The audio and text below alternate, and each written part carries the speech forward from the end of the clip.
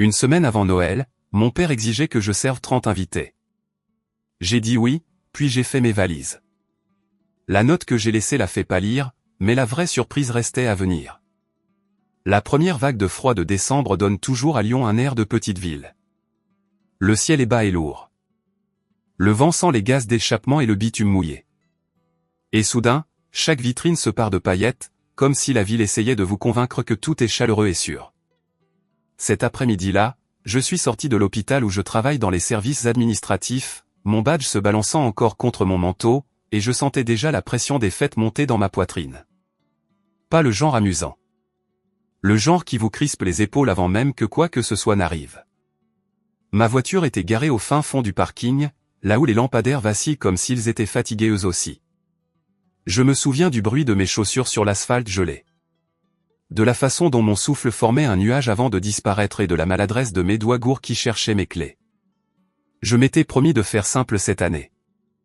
Un peu de shopping, un peu de sommeil, et peut-être, pour une fois, ne pas passer le mois entier à me préparer à répondre aux attentes de quelqu'un d'autre.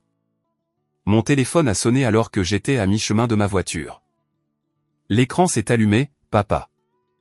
Juste papa. Pas d'émoji en forme de cœur, pas de photo de contact mignonne, juste 4 lettres qui portaient en quelque sorte le poids de toute mon enfance. J'ai arrêté de marcher.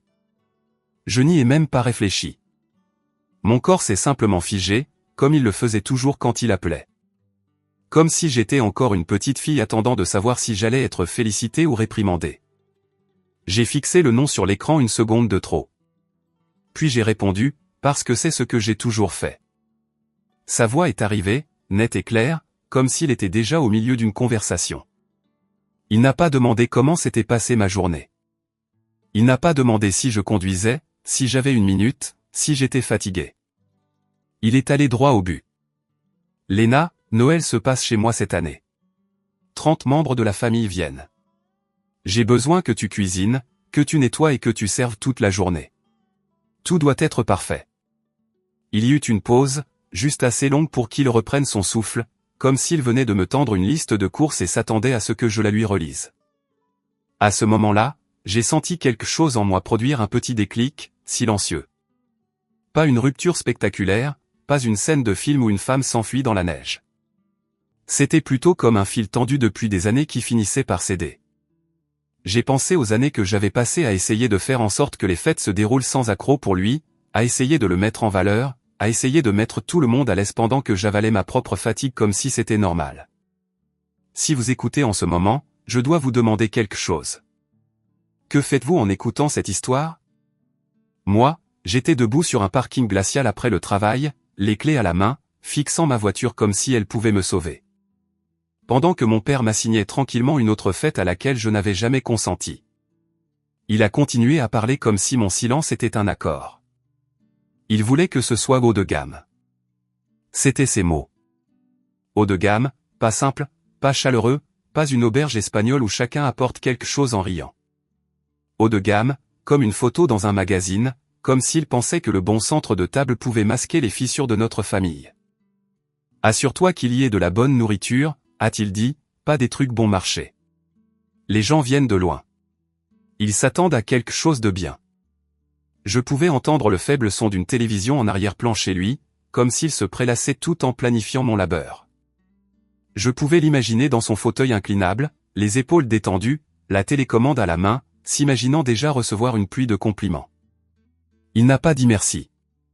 Il n'a pas dit s'il te plaît. Il n'a pas dit, peux-tu m'aider? Il a dit, j'ai besoin que tu fasses ça. J'avais la gorge serrée. Une partie de moi voulait argumenter. J'avais tellement de mots prêts, empilés comme des boîtes dans un placard. Je travaille à plein temps.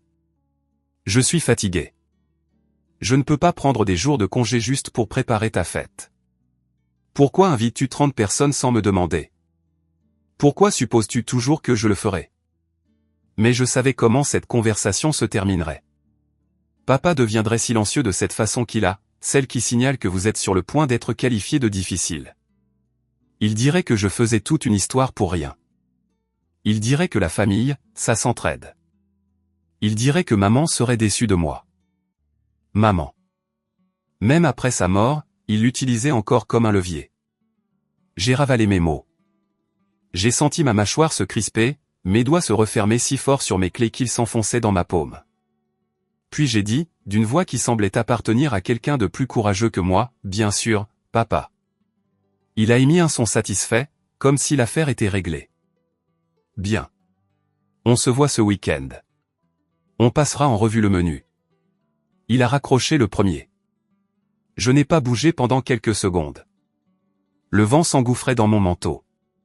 Quelque part sur le parking, un abri à chariot cliquetait comme une cage mal fixée. J'ai regardé mon téléphone, puis le pare-brise sombre de ma voiture, et j'ai pensé, non, nous ne passerons pas en revue le menu. Pas cette année. Je suis monté dans ma voiture et je suis resté assise, les mains sur le volant, sans tourner la clé. Mon esprit a commencé à rejouer les derniers Noëls. Il y a eu l'année où papa a insisté pour avoir une côte de bœuf et une table de dessert digne d'un mariage. Il n'a rien payé. C'est moi qui ai tout payé. Je me souviens d'avoir fait la queue à la caisse du supermarché avec un chariot plein de nourriture, regardant le total grimper de plus en plus haut et me disant que ce n'était pas grave, parce que c'était la famille. Il y a eu l'année où il a décidé que nous avions besoin de fromage de spécialité et de biscuits importés parce que son cousin d'une autre région venait. Je l'ai regardé pérorer sur le fait qu'un bon hôte ne lésine pas sur les moyens. Puis je l'ai regardé s'éloigner pendant que je sortais ma carte de crédit. Et puis il y a eu l'incident du vin. Je le revois encore comme si c'était hier. Nous étions chez un caviste et papa était de très bonne humeur ce jour-là, plaisantant avec le vendeur comme s'il était le patron. Il a vu une vitrine de bouteilles derrière une vitre. Le genre éclairé par de minuscules spots. Il a pointé du doigt comme un enfant repérant un jouet. Celle-là. On prend celle-là. J'ai ri parce que je pensais qu'il plaisantait. Puis j'ai regardé l'étiquette de prix et mon estomac s'est noué. 800 € la bouteille. Il en a choisi 3. Je me souviens m'être penché vers lui et avoir chuchoté, « Papa, ça fait 2400 €. Il n'a même pas scié. Il a dit, « C'est Noël. Les gens apprécieront. Tu t'en occuperas. » Et je m'en suis occupé. Je me suis occupé de la facture, de la cuisine, du nettoyage, de l'organisation, des décorations, du service, des sourires. Je m'en suis si bien occupé que personne n'a jamais pensé à demander qui s'en occupait. C'est ça qui vous ronge.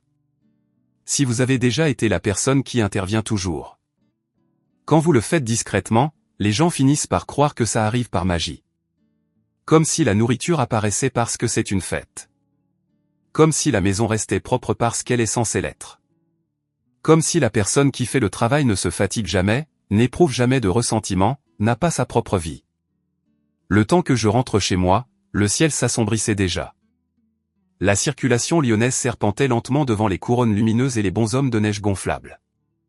Et j'avais l'impression de regarder tout le monde vivre dans un film de Noël pendant que j'étais coincé dans les coulisses, à transporter des accessoires et à nettoyer les dégâts. Je vis seul dans un petit appartement dans le nord de la ville. Rien de luxueux, juste moi, un canapé qui a connu des jours meilleurs et une kitchenette.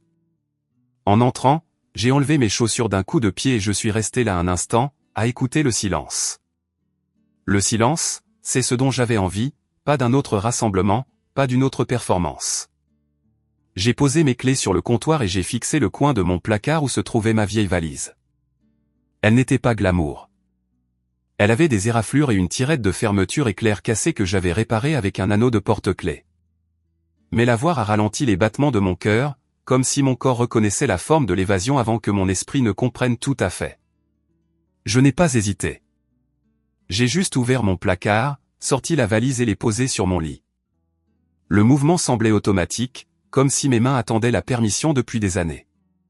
Puis mon téléphone a de nouveau vibré. Un SMS de papa. N'oublie pas, 30 personnes. Il faut les impressionner. Les impressionner? Le mot m'a fait serrer la mâchoire. Didier se comportait comme si le but de Noël était d'obtenir l'approbation de parents que nous voyons à peine. Comme si leur compliment valait plus que mon temps, mon argent, ma dignité. J'ai tapé une réponse, puis je l'ai effacée.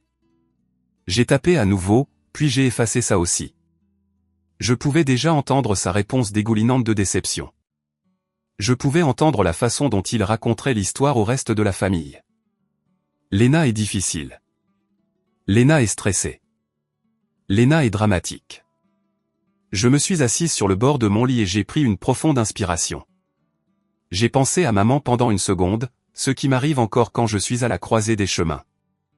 Maman avait été le ciment silencieux de notre maison, celle qui aplanissait tout. Elle cuisinait parce qu'elle en avait envie, parce qu'elle aimait nourrir les gens. Mais elle portait aussi une tristesse que je ne comprenais pas quand j'étais enfant.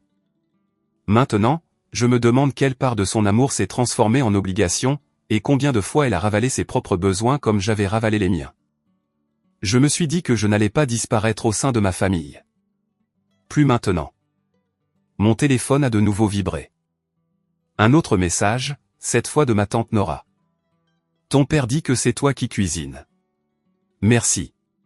Tu rends toujours ça spécial. J'ai fixé ce SMS jusqu'à ce que mes yeux me piquent. Merci. Mais ce n'était pas vraiment un merci. C'était un soulagement. C'était une passation de pouvoir. C'était une façon polie de dire « Super. Tu vas t'en charger pour qu'on n'ait pas à le faire. » Mon amie Rachel a appelé quelques minutes plus tard.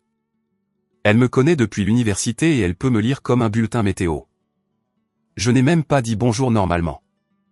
J'ai juste dit « Papa a appelé. » Rachel a soupiré. Oh non. Quoi encore? Je lui ai raconté et j'ai entendu ma propre voix comme si elle appartenait à quelqu'un d'autre, énumérant la même vieille histoire. 30 par an, haut de gamme, toute la journée. Parfait. Rachel est restée silencieuse un instant. Puis elle a dit, « Léna, est-ce que tu vas vraiment le faire ?» J'ai ouvert la bouche pour dire oui. Le mot était là, dressé en moi. Mais ensuite j'ai regardé la valise sur mon lit et je me suis entendu dire autre chose. Je ne pense pas que je puisse. Je ne pense pas que je le ferai. Rachel n'a pas applaudi ni agi comme si c'était mignon.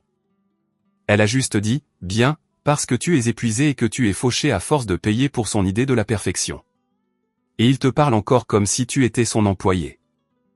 Employé. Ce mot m'a frappé durement parce que c'était vrai. Je n'étais pas sa partenaire pour recevoir. J'étais son aide non rémunérée. Après avoir raccroché, je suis allé dans ma cuisine et j'ai ouvert mon frigo.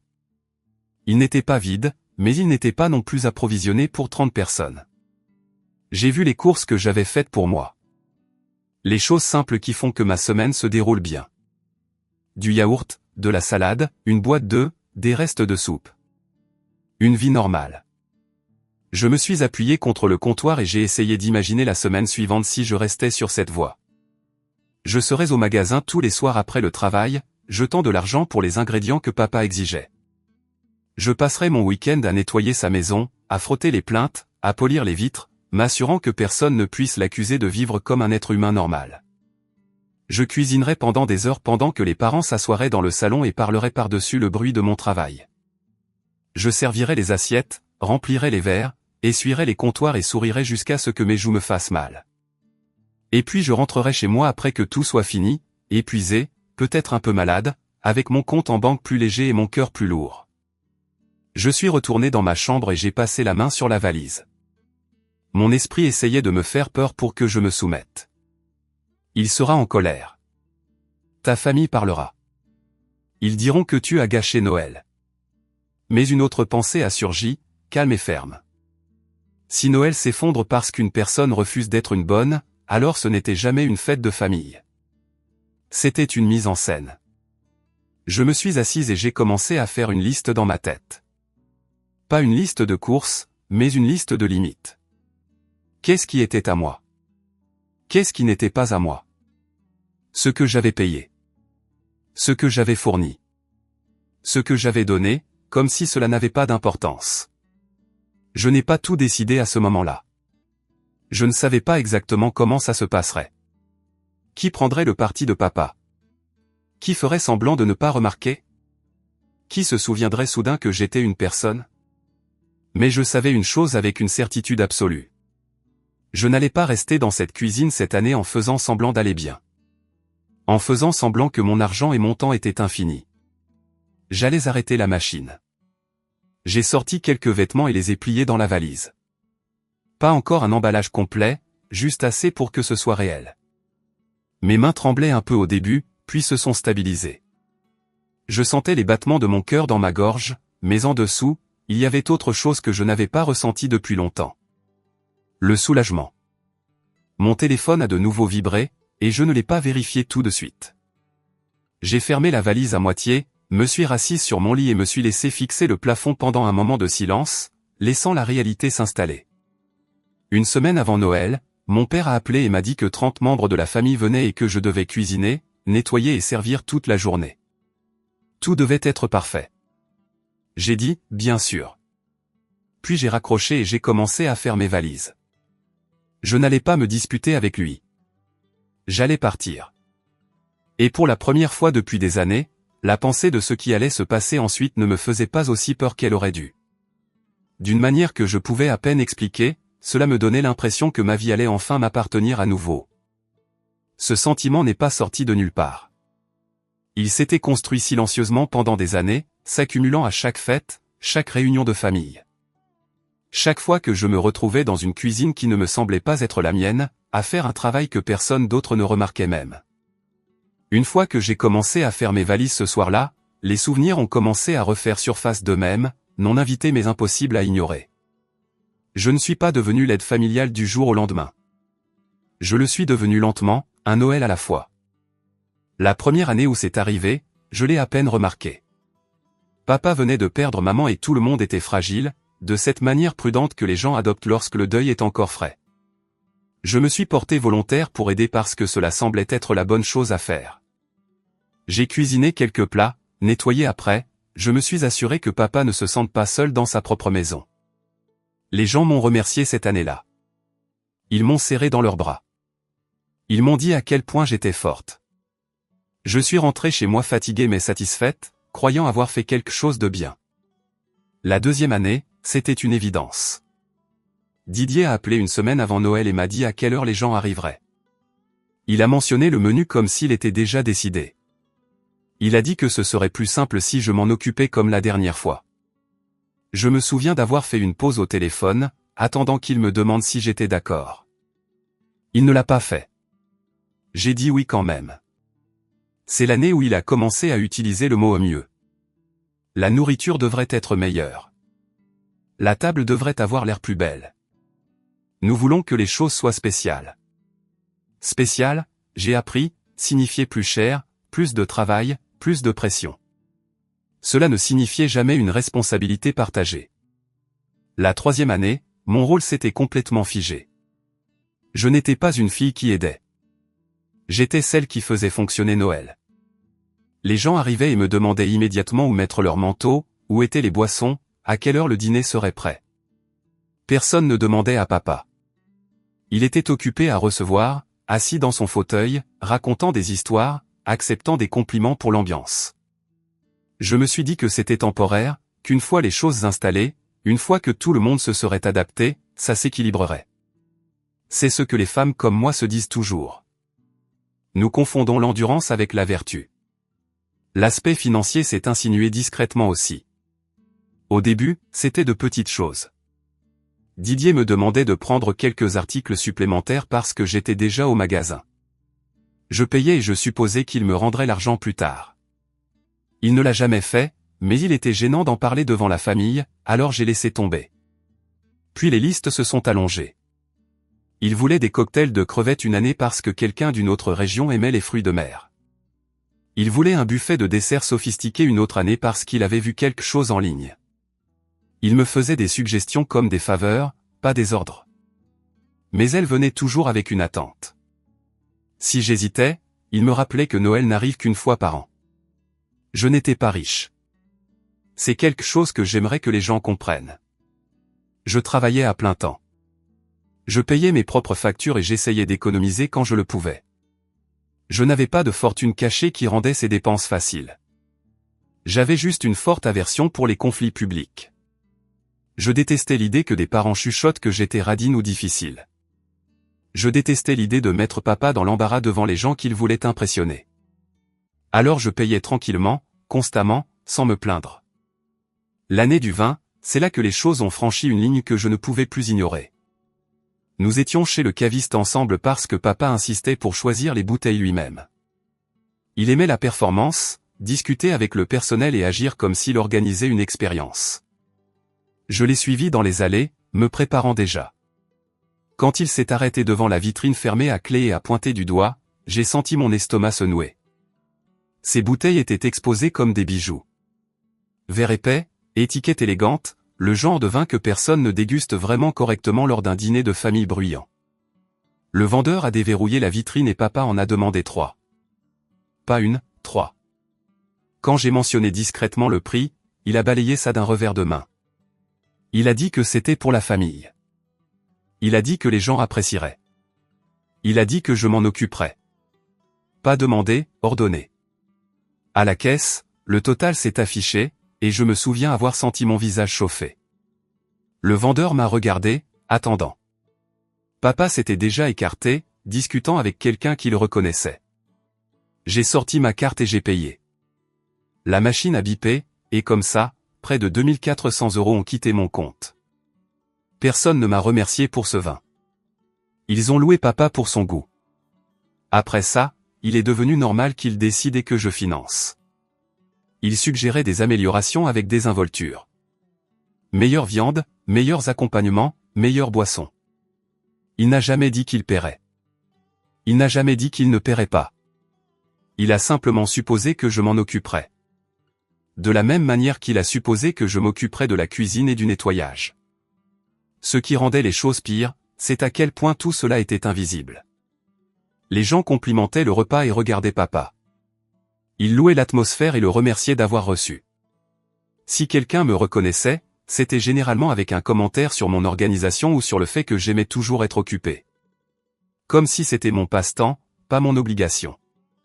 Je ne les ai pas corrigés. J'ai souri. J'ai continué à bouger. Je me suis dit que peu importait qui recevait le crédit. Mais ça importait. Ça importait plus que je ne voulais l'admettre. Je me souviens d'un matin de janvier, quelques semaines après Noël, assise à la petite table de ma cuisine, mon ordinateur portable ouvert. La neige tombait dehors, lente et régulière, et l'appartement était silencieux. Je vérifiais mon relevé de carte de crédit comme je le faisais toujours, essayant de planifier l'année à venir. Ligne après ligne était étiquetée supermarché, épicerie fine, caviste. Le total en bas me serrait la poitrine.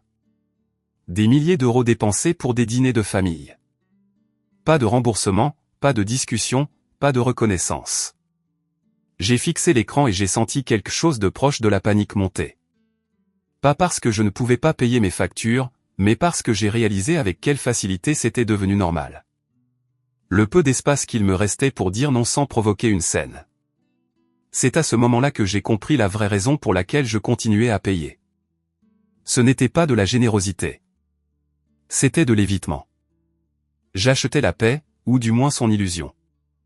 Je payais pour que les choses se passent bien, pour que papa soit fier, pour que les parents soient à l'aise, et tout le monde profitait de mon silence. J'ai essayé une fois d'en parler. Pas directement.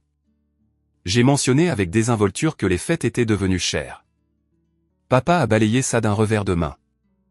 Il a dit qu'il ne fallait pas compter les sous en famille. Il a dit que si j'avais des difficultés, je n'avais qu'à le dire. Comme si c'était ça le problème. Pas l'attente, pas la supposition, juste mon incapacité à suivre. J'ai laissé tomber. J'ai toujours laissé tomber. Au fil des ans, mon rôle s'est encore solidifié. Les gens ont commencé à me dire leurs préférences. Quelqu'un aimait les desserts sans gluten. Quelqu'un d'autre ne mangeait pas de viande rouge. Il me le disait à moi, pas à papa, parce qu'il savait que j'étais celle qui faisait en sorte que ça arrive. J'ai remarqué autre chose aussi. Papa ne demandait jamais à personne d'autre d'aider financièrement. Pas à ma tante, pas à mes cousins, pas même aux parents qui venaient de loin et restaient plusieurs jours. Le coup allait dans une seule direction, vers moi, et personne ne le remettait en question parce que je ne le faisais pas. Au moment où ce Noël est arrivé, on ne s'attendait pas seulement à ce que je cuisine et nettoie. On s'attendait à ce que je finance toute la performance. Debout dans mon appartement ce soir-là, la valise ouverte, ces souvenirs défilaient en moi comme un règlement de compte silencieux. J'ai réalisé que l'épuisement que je ressentais n'était pas seulement physique. Il était financier, émotionnel, moral. J'en avais assez d'être la solution à un problème que je n'avais pas créé. Assez d'être loué pour ma serviabilité tout en étant vidé en coulisses. Assez de prétendre que mon argent était en quelque sorte moins réel que le confort de tout le monde. Je me suis assise sur le bord de mon lit et j'ai pensé à la semaine à venir. Si je restais, je dépenserais à nouveau des milliers d'euros. Pas parce que papa me le demandait directement, mais parce qu'il déciderait et que j'obéirais. Je lui en voudrais silencieusement, je m'en voudrais bruyamment, puis je recommencerais le cycle l'année suivante. Si je partais, l'illusion se briserait. La pensée m'effrayait. Elle a aussi tout clarifié. Je l'ai enfin nommé pour moi-même ce soir-là. Je n'étais pas seulement utilisé pour mon travail. J'étais utilisé pour mon argent. Et tant que je resterais silencieuse, ça ne changerait jamais. J'ai fermé la valise et je me suis penché en arrière, laissant cette vérité s'installer. C'était inconfortable, mais c'était honnête. Et pour la première fois depuis des années, je ne l'ai pas repoussé. Cette prise de conscience m'a suivi alors que j'éteignais les lumières et me mettais au lit, fixant le plafond dans le noir. La maison que papa aimait montrer. Les repas dont il s'attribuait le mérite, le vin dont il se vantait. Rien de tout cela n'existait sans mes paiements silencieux. Et je savais avec une certitude qui faisait battre mon cœur que si je n'arrêtais pas maintenant, je ne le ferais jamais. Je me suis endormi ce soir-là avec mon téléphone face contre la table de nuit. Des messages sans réponse attendaient et une nouvelle compréhension prenait forme en moi. J'avais passé des années à me convaincre que j'étais juste serviable. Maintenant, je le voyais clairement. Je n'étais pas seulement utilisé pour mon temps, j'étais aussi utilisé pour mon argent. Une fois que cette vérité s'est installée, je ne pouvais plus prétendre que je ne comprenais pas pourquoi j'avais dit bien sûr à papa au téléphone. Ce n'était pas parce que j'étais d'accord avec lui. Ce n'était pas parce que j'avais le temps, l'énergie ou l'argent supplémentaire. C'était parce que dire non avait toujours semblé plus dangereux que de dire oui. Je suis resté allongé dans mon lit cette nuit-là, fixant le plafond, écoutant le doux bourdonnement du chauffage qui s'allumait et s'éteignait. Chaque fois qu'il cliquetait, mon esprit sursautait comme si je me préparais à une autre demande. Je n'arrêtais pas de rejouer cet appel téléphonique dans ma tête. La façon dont papa n'a pas demandé, la façon dont il a annoncé, la façon dont ma propre voix est sortie, calme et consentante, trahissant tout ce que je ressentais vraiment. Je me suis demandé pourquoi j'avais fait ça.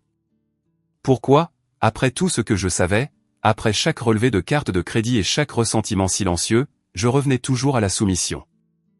La réponse n'était pas flatteuse, mais elle était honnête. J'avais peur de la façon dont je serais perçu. Dans notre famille, la générosité était traitée comme une exigence morale. Si vous la remettiez en question, vous étiez égoïste. Si vous posiez des questions sur l'argent, vous étiez radin. Didier m'avait inculqué ça sans jamais le dire ouvertement. Chaque fois que j'essayais de parler de budget ou de limite, il mettait fin à la discussion avec une phrase familière. Il disait que je ramenais tout à l'argent alors qu'il s'agissait de la famille. Il disait que la famille ne devait pas tenir les comptes. Ce qu'il n'a jamais reconnu, c'est que quelqu'un tenait toujours les comptes. C'était juste moi. Je me suis souvenu de la première fois où je lui ai posé des questions sur les coûts. C'était quelques années en arrière, après Noël, quand je me sentais particulièrement à court d'argent.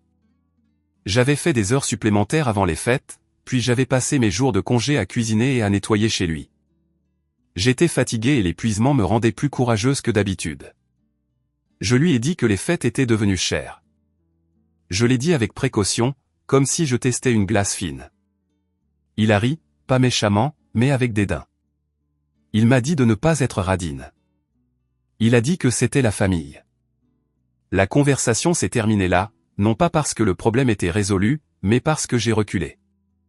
J'ai toujours reculé. Papa avait une façon de vous faire sentir petite pour l'avoir questionné. Même quand il le faisait doucement. Il ne criait pas. Il ne menaçait pas. Il présentait simplement les choses d'une manière qui vous faisait douter de vous-même. Si vous résistiez, vous aviez l'impression d'échouer à un test de loyauté tacite. Je savais que si je refusais de financer ce Noël, l'histoire se répandrait rapidement. Léna deviendrait la fille qui a abandonné son père pendant les fêtes. Celle qui a rendu les choses gênantes. Celle qui se souciait plus de l'argent que de la famille. Personne ne mentionnerait le fait que papa a invité 30 personnes sans demander qui paierait. Personne ne mentionnerait qu'il s'attendait à un événement haut de gamme sans contribuer financièrement. Il verrait juste l'absence et supposerait que cela signifiait que je ne m'en souciais pas. Cette peur m'avait maintenu docile pendant des années. Je me suis levé et je suis allé dans le salon où mon ordinateur portable était posé, fermé, sur la table basse. L'appartement était silencieux, le genre de silence qui laisse vos pensées devenir plus fortes. J'ai ouvert l'ordinateur portable et je me suis connecté à mes emails, puis à mon compte bancaire. Je ne l'ai pas fait pour me punir. Je l'ai fait parce que j'avais besoin de le voir clairement. Page après page montrait le même schéma. Des pics en décembre, des supermarchés, des épiceries fines, des cavistes, des frais qui correspondaient parfaitement à chaque fête que j'avais aidé à organiser. J'ai fait défiler lentement, sentant ma poitrine se serrer à chaque nom familier. Je n'ai pas additionné le total au début. Je n'étais pas prête. Au lieu de cela, j'ai regardé les dates, le rythme, la fiabilité avec laquelle mon argent quittait mon compte pour des événements familiaux qui n'étaient jamais présentés comme ma responsabilité, mais qui devenaient toujours mon fardeau. Quand j'ai finalement fait le calcul, j'ai senti mon estomac se nouer. Au fil des ans, j'avais dépensé des dizaines de milliers d'euros pour que papa ait l'air d'un hôte généreux. De l'argent que j'aurais pu économiser. De l'argent que j'aurais pu utiliser pour voyager, pour me reposer, pour me constituer un coussin de sécurité. De l'argent que j'avais donné tranquillement, pensant que c'était le prix de la paix. Je me suis penché en arrière sur le canapé et j'ai couvert mon visage avec mes mains. Pendant un moment, j'ai ressenti quelque chose de proche de la honte. Pas parce que j'avais été généreuse, mais parce que je m'étais laissé prendre pour acquise pendant si longtemps. J'ai pensé à la fréquence à laquelle papa parlait des valeurs familiales, de faire ce qui est juste. Il croyait en ces choses, je pense, ou du moins il y croyait d'une manière qui ne lui demandait jamais de sacrifier quoi que ce soit lui-même. Ces valeurs semblaient toujours me coûter plus cher qu'à lui.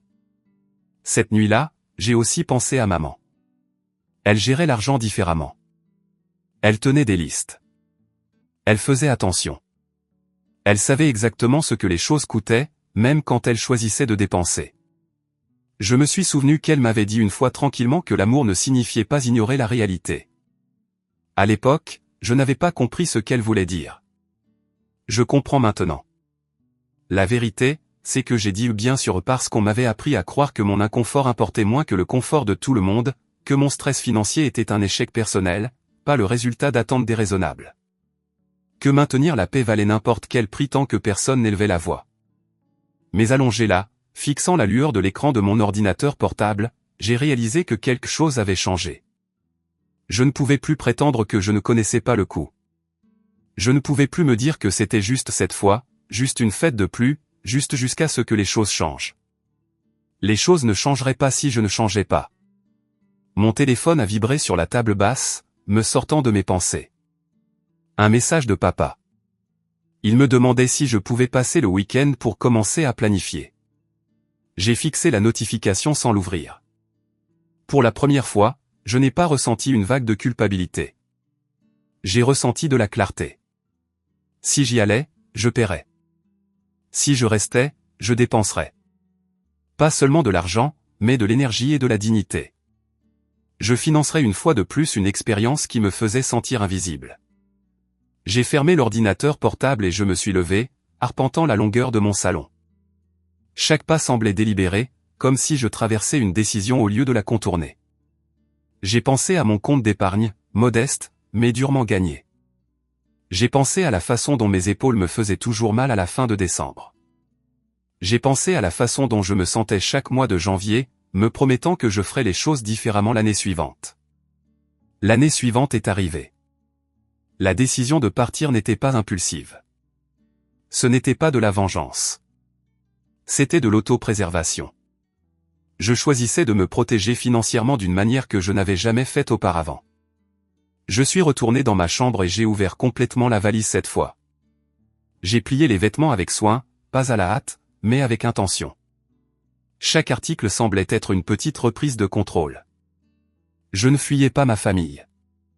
Je m'éloignais d'un système qui ne fonctionnait que parce que je continuais à y cotiser. En faisant mes valises, j'ai imaginé l'alternative.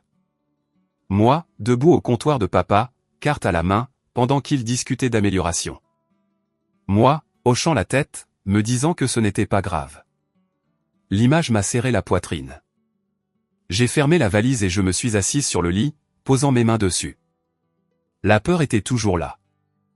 Je ne faisais pas semblant. Je savais qu'il y aurait des retombées, des questions, des accusations, le silence de certaines personnes et la colère d'autres. Mais sous cette peur, il y avait quelque chose de plus stable. La résolution. Je comprenais maintenant pourquoi j'avais dit ça. Bien sûr, c'était un réflexe construit par des années de conditionnement. Mais comprendre ce réflexe signifiait que je pouvais enfin choisir différemment. J'ai pris mon téléphone et je l'ai retourné face contre la table de nuit. Je n'ai pas répondu à papa. Pas encore. J'avais besoin de silence. J'avais besoin d'espace pour m'engager dans ce choix sans qu'on m'en dissuade. En me rallongeant, la valise faite et en attente, j'ai ressenti un étrange mélange de deuil et de soulagement. Deuil pour la version de moi-même qui pensait que l'endurance était la même chose que l'amour. Soulagement d'avoir enfin tracé une ligne qui protégeait non seulement mon temps, mais mon avenir. Partir n'était plus une question de principe. C'était refuser de financer mon propre manque de respect. Cette prise de conscience s'est installée sur moi comme une couverture, lourde mais ancrée. Et en fermant les yeux, je savais qu'au lever du jour, je ne déballerais pas. J'irai jusqu'au bout. Le matin est arrivé tranquillement, sans drame. Le ciel à l'extérieur de la fenêtre de mon appartement était pâle et plat. Le genre de lumière d'hiver qui rend tout honnête. Je me suis douché, habillé, et j'ai suivi ma routine comme si je me préparais pour une journée de travail normale. Sauf que ma valise se tenait près de la porte, entièrement faite, en attente. Chaque fois que je la regardais, mon cœur battait un peu plus vite. Pas de panique, mais de détermination. J'ai conduit jusqu'à la maison de papa juste après le lever du soleil. Les rues étaient principalement vides, les décorations de Noël encore éteintes, les bonshommes de neige gonflable affalaient comme s'ils dormaient. En entrant dans son allée, j'ai ressenti le serrement familier dans ma poitrine, le réflexe qui me disait de me préparer, de me tenir prête à jouer mon rôle. J'ai pris une profonde inspiration et je me suis rappelé que cette fois, je n'étais pas là pour servir. La maison était silencieuse quand je suis entré avec ma clé. Papa dormait encore à l'étage. Je pouvais entendre le faible son de son ronflement à travers le plancher, régulier et imperturbable. Pendant des années, cette maison avait été comme un lieu de travail pendant les fêtes, un endroit où je pointais dès que je franchissais la porte.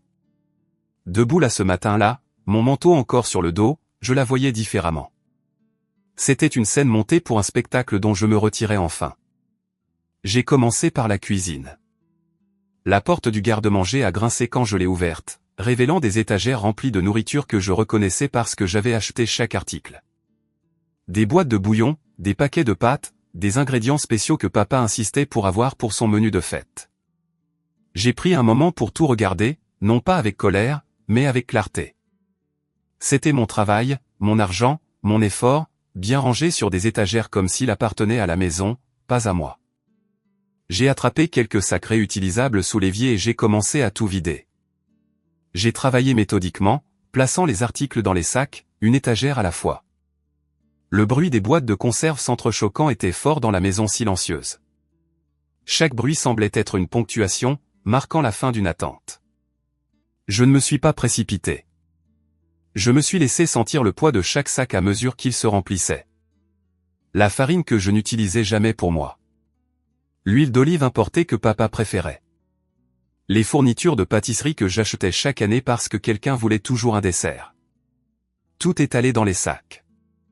Le réfrigérateur était le suivant. Je l'ai ouvert et j'ai ressenti une brève lueur de culpabilité. Le vieil instinct de laisser des choses derrière pour que personne ne soit dérangé. J'ai repoussé ce sentiment. J'ai retiré les légumes, les viandes et les fromages.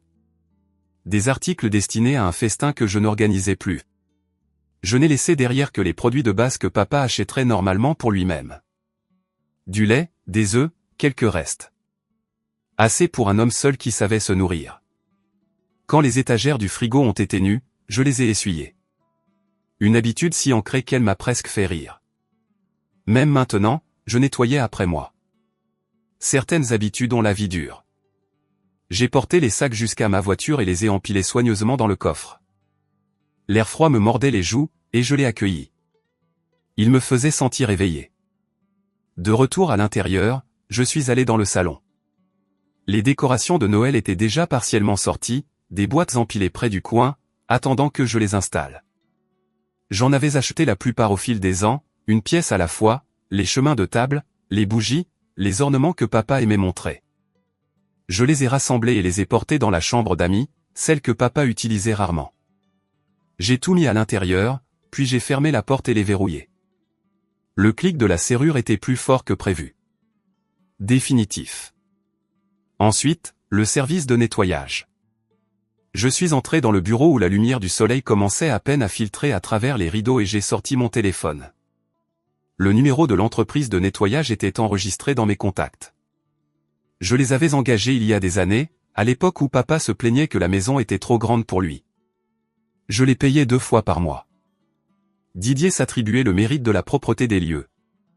J'ai appelé et j'ai annulé. La femme au bout du fil semblait désolée, comme si elle pensait que quelque chose n'allait pas. Je lui ai dit calmement que le service ne serait plus nécessaire. Ma voix n'a pas tremblé. Quand j'ai raccroché, j'ai ressenti une étrange légèreté, comme si je déposais un sac que je portais sans réaliser à quel point il était lourd. J'ai traversé la maison une dernière fois, vérifiant les pièces comme je le faisais toujours avant une fête. Cette fois, je ne cherchais pas la poussière ou le désordre. Je m'assurais de n'avoir rien laissé de moi. Un livre de cuisine ici, un plat de service là, de petites choses qui s'étaient accumulées au fil des ans de service non rémunérés.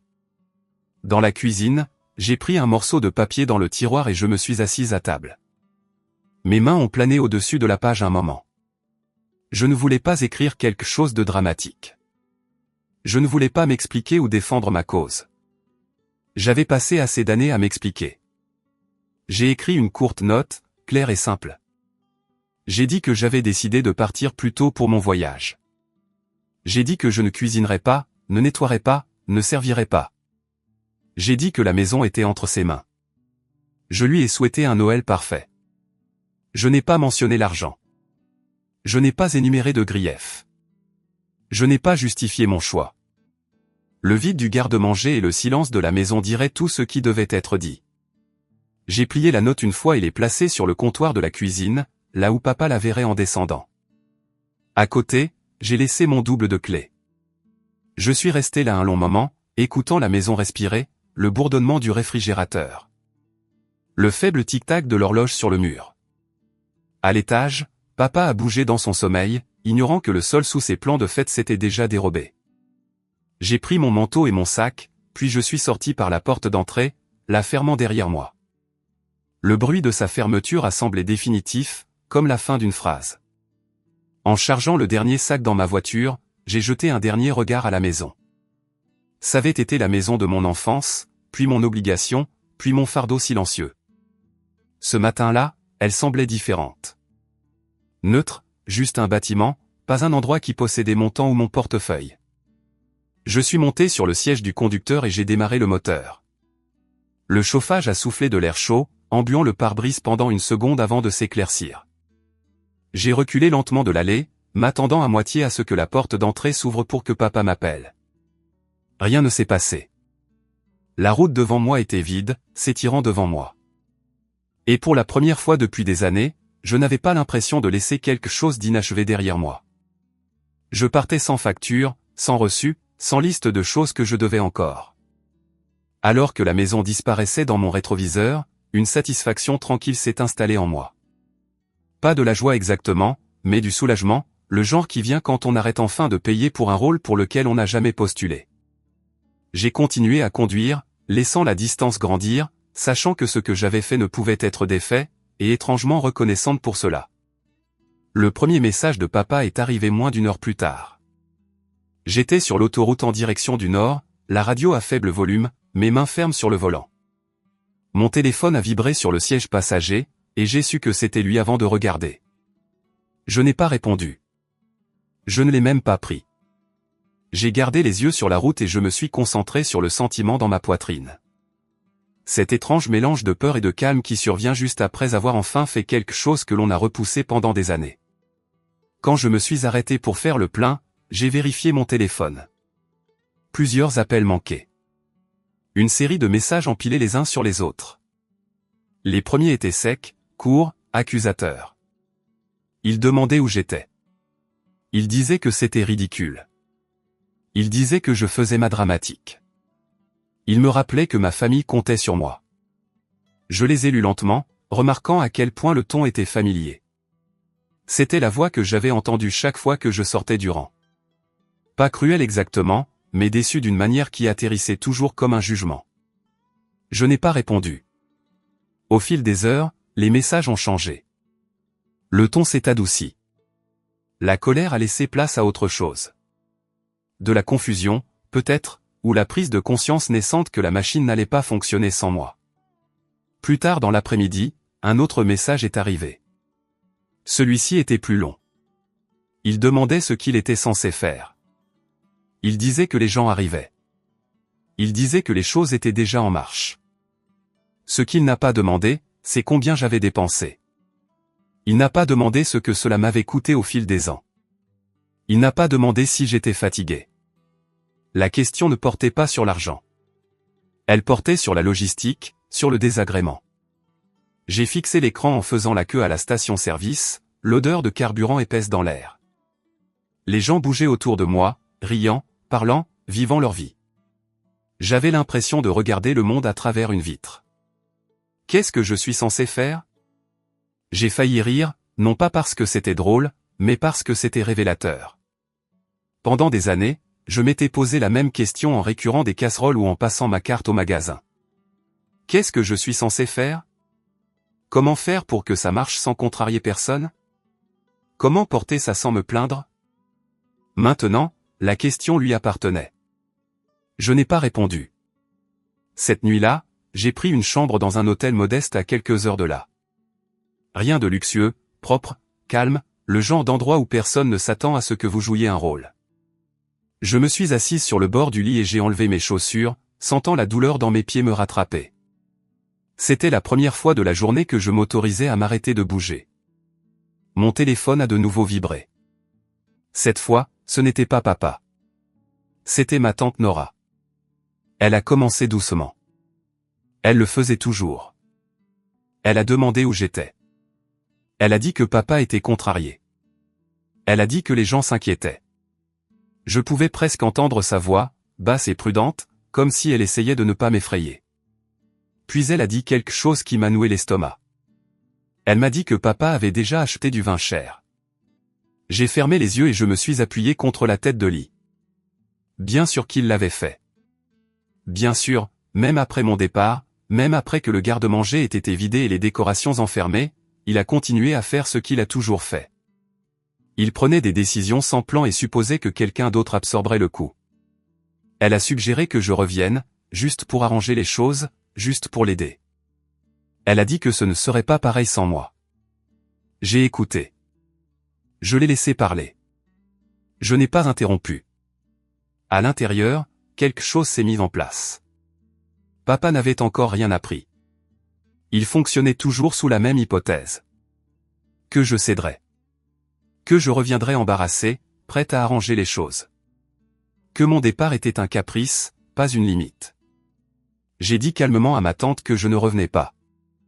Je l'ai dit une fois, clairement, sans explication. Il y a eu une pause au bout du fil, le genre qui se remplit d'une déception non exprimée. Elle a soupiré et a dit qu'elle comprenait, même si je sentais bien que non. Elle a dit que papa n'était pas bon pour ce genre de choses. Elle a dit qu'il avait besoin d'aide. Je l'ai remercié d'avoir appelé et j'ai mis fin à la conversation. Je suis resté assise là, dans la chambre d'hôtel silencieuse, mon téléphone posé face contre la table de nuit, et j'ai laissé le silence s'étirer. Il était différent du silence auquel j'étais habitué. Celui-ci ne ressemblait pas à de l'évitement. Il ressemblait à de l'espace. Plus tard dans la soirée, un autre message de papa est arrivé. Le ton avait encore changé, moins en colère, plus troublé. Il a demandé si je pouvais au moins parler. Il a dit qu'il ne savait pas où quoi que ce soit se trouvait. Il a demandé ce que les gens penseraient. Ce que les gens penseraient. Cette question m'a suivi dans la nuit. Allongé sur le lit inconnu, fixant le plafond, écoutant les faibles bruits des autres clients à travers les murs. quelqu'un a ri dans le couloir. Une porte s'est fermée. La vie continuait. J'ai pensé à toutes les fois où j'avais fait des choses pour sauver les apparences. Toute l'énergie que j'avais dépensée à gérer les perceptions, à m'assurer que personne ne remarque la tension en coulisses. J'ai réalisé à quel point cet instinct était profondément enraciné en moi et à quel point il était inconfortable d'y résister. Mais j'ai aussi réalisé autre chose. Pour la première fois, les conséquences ne retombaient pas sur moi. Elles retombaient là où elles devaient. Le lendemain matin, je me suis réveillé tôt. Mon corps toujours sur son ancien rythme. La lumière du soleil filtrait à travers les rideaux fins. Et pendant un moment, j'ai oublié où j'étais. Puis je me suis souvenu et ma poitrine s'est d'abord serrée, puis s'est détendue. J'ai vérifié mon téléphone. Plus de messages. Papa demandait encore ce qu'il était censé faire. Il disait qu'il n'avait pas bien dormi. Il disait que ça ne me ressemblait pas. Il disait que la famille comptait. Toujours aucune mention du coût, aucune reconnaissance de l'argent qu'il avait déjà dépensé ou qu'il s'attendait à ce que je dépense. Juste de l'urgence, juste de la pression. Un autre appel est arrivé d'une cousine à qui je n'avais pas parlé depuis des mois. Elle a demandé si tout allait bien. Elle a mentionné que papa semblait stressé. Elle a dit qu'elle avait entendu dire que j'étais parti. Le mot parti flottait entre nous, lourd de sous-entendus. Je lui ai dit que j'avais besoin de temps. Je n'ai pas expliqué davantage. Je ne me suis pas défendu. J'en avais fini de justifier mes choix pour le confort des autres. Au fil de la journée, le schéma s'est poursuivi. Messages, appels, inquiétudes mêlées de frustration. Personne ne m'a accusé ouvertement, mais je pouvais sentir la question tacite planer dans chaque interaction. Pourquoi ferais-tu ça maintenant? Je voulais leur dire que maintenant était le seul moment qui avait du sens. Que attendre après Noël ne ferait que réinitialiser le cycle, que le faire discrètement ne m'avait mené nulle part. Que partir n'était pas un abandon, mais du respect de soi. Je n'ai rien dit de tout cela. L'après-midi, je suis allé faire une longue promenade. L'air était froid et vif, et mon souffle sortait en nuages blancs. J'ai laissé mon téléphone dans ma poche, sans réponse. Chaque pas semblait être un petit acte de défi contre la version de moi-même qui se précipitait toujours pour arranger les choses. J'ai pensé à papa seul dans sa maison, faisant les 100 pas, ouvrant les placards, réalisant à quel point il ne savait pas faire grand-chose. Je n'ai pas ressenti de satisfaction exactement. J'ai ressenti de la clarté. Ce n'était pas une punition. C'était une révélation. Ce soir-là, les messages se sont ralentis. Le silence entre eux s'est allongé. Je pouvais sentir le changement. Le moment où la panique se transforme en résolution de problèmes, où les gens arrêtent d'exiger et commencent à s'adapter. J'ai dîné seul dans un petit restaurant près de l'hôtel. La nourriture était simple, chaude. J'ai payé l'addition sans y penser à deux fois, et l'ironie ne m'a pas échappé. Cette fois, l'argent que j'ai dépensé était pour moi. De retour dans ma chambre, j'ai vérifié mon téléphone une dernière fois. Un dernier message de papa était là, non lu. Je ne l'ai pas ouvert. Je n'en avais pas besoin. J'ai posé le téléphone sur la table de nuit et j'ai éteint la lumière. La pièce est devenue sombre, calme, immobile. Pour la première fois depuis mon départ, j'ai senti tout le poids de mon choix s'installer. Je ne retournais pas en arrière. Quoi qu'il arrive ensuite, quelles que soient les histoires racontées, quel que soit l'inconfort qui se déroulait dans cette maison, je ne serais pas là pour l'aplanir. La tempête arrivait et je n'étais plus sur son chemin. Le lendemain matin, le premier signe que la tempête était passée de la possibilité à la réalité est venu de mon cousin Evan. Il n'était pas du genre à envoyer souvent des SMS. Evan était du genre à se présenter, manger, faire une conversation polie et partir sans se mêler des drames des autres. Alors, quand son nom est apparu sur mon écran avant même que j'aie fini mon café d'hôtel, mon estomac s'est noué. Son message était court et direct. Des gens arrivent en avance. Certains ont changé leur vol. Papa a l'air paniqué. Je l'ai lu 2 fois, puis j'ai posé mon téléphone comme s'il avait un poids. En avance signifiait l'imprévu. En avance signifiait qu'il n'y aurait pas de période de grâce pour que papa prétende qu'il avait les choses sous contrôle. En avance signifiait que la maison serait ce qu'elle était. Un garde-manger vide, des décorations sous clé, pas de plateau de nourriture attendant dans le frigo, pas de fille calme dans la cuisine pour tout arranger. En avance signifiait que l'illusion s'effondrerait en plein jour, avec des témoins. Je me suis assise sur le bord du lit de l'hôtel et j'ai essayé de respirer normalement. Je me suis dit que j'étais en sécurité. Je n'étais pas en danger. Ce n'était pas une question de vie ou de mort. Mais mon corps avait été entraîné à réagir aux crises familiales comme à une alarme. Ma poitrine était serrée. Mes mains étaient agitées. Une partie de moi voulait bondir, enfiler mon manteau et retourner en courant comme je l'avais toujours fait. Au lieu de cela, je me suis forcé à rester immobile. J'ai pris mon téléphone et j'ai répondu à Evan. « Tu y es maintenant ?» Il a répondu rapidement. « Je viens d'arriver. Il y a des voitures partout. » Je pouvais l'imaginer. L'allée de Didier bondée. Des gens sortant avec des valises et des housses à vêtements. Le genre d'énergie d'arrivée qui remplit une maison d'attente. Je pouvais entendre les sons imaginaires. Des portières de voitures qui claquent, des voix s'appelant, des chaussures tapant la neige des bottes, la chaleur des retrouvailles, la supposition facile que quelqu'un à l'intérieur s'était préparé pour eux. Evan a envoyé un autre SMS. Il n'arrête pas de demander où tu es. J'ai fermé les yeux. Je savais que cela arriverait. Je l'avais prévu. Mais savoir quelque chose intellectuellement et l'entendre décrit en temps réel sont deux choses différentes. Ma gorge s'est nouée d'un mélange de peur et d'autre chose. Quelque chose de plus stable, de plus radical. Parce que ça se passait sans moi. Le moment que j'avais toujours essayé d'éviter se déroulait exactement comme il le fallait. Quelques minutes plus tard, mon téléphone a sonné. C'était de nouveau ma tante Nora. Je l'ai laissé sonner 1, 2, 3 fois, puis j'ai répondu parce que je pouvais dire, d'après le moment, qu'elle appelait depuis l'intérieur de l'incendie. Sa voix est arrivée, forte et tendue, comme si elle essayait de garder son calme tout en parlant à travers des dents serrées. Elle n'a pas dit bonjour. « Léna, où es-tu » Je lui ai dit calmement que j'étais hors de la ville. Il y a eu une inspiration brusque à l'autre bout du fil. « As-tu la moindre idée de ce qui se passe ici » Je pouvais entendre du bruit derrière elle, des voix se chevauchant, quelqu'un riant trop fort, quelqu'un posant une question, le bruit de valises roulant sur le sol dur. Mon estomac s'est retourné. Nora a baissé la voix.